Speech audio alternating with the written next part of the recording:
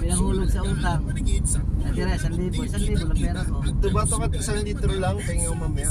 Oo. Yan yung ano. Ito sakto Tito Ricky, ito, pampala. Oo. Tanggal laso ng bituka yun. Yan. Oo. Minom Talaga? nga ako ng gin, lagi Ganda pumilo ng view eh. dito. Tae ka talaga doon ng wala na yung mga laso mo sa katawan. Ito ba? Lima. Ay galing.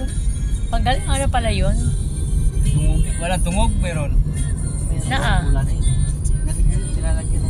Sabi, kami dati, nananangko kami pag kami binata walang mainom, nangko sa gabi. Si tatay mahilig yun. Ang dami sa amin dati yun eh, mura lang tuba namin eh, 10 piso lang isang galon. Wala pa ang cash dito to. Tinanggan niya ate yan. Hindi na tayo. Bakit? Wala na.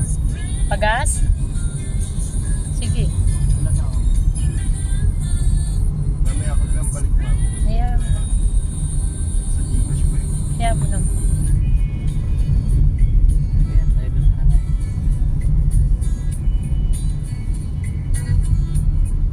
Wala yata pagkain yung matanda doon. Maraming pagkain Baka yun. naman kasi Sasaing tayo, kakain tayo. Nahirapan si- Kung hindi naman si lolo mo nahirapan, magsaing muna nahihirapan si tayo, tatay kakain ma. muna tayo, Kasi ha? baka wala namang makain doon. Marami akong dala. Hindi doon ba? Ang dala Baka mo. walang makain doon kaya nagkasakit na naman. Hindi nga na kasi mga kilos. Hindi makaano yung pagluto. Iba na talaga ang tsura ni tatay. Kailangan may katulong. May kasama na talaga siya. Kung kuha ko ng kasama, walang papayag na 5,000 isang linggo ay buwan. Libre kain pa yon. Eh paano yung sweldo pa 5,000, saan mo kukuhanin yun? Napakahina ngayon ang hanap buhay. Oo, tungal-tungal ako, lugi nga eh. Nakukuha ko lang si Sir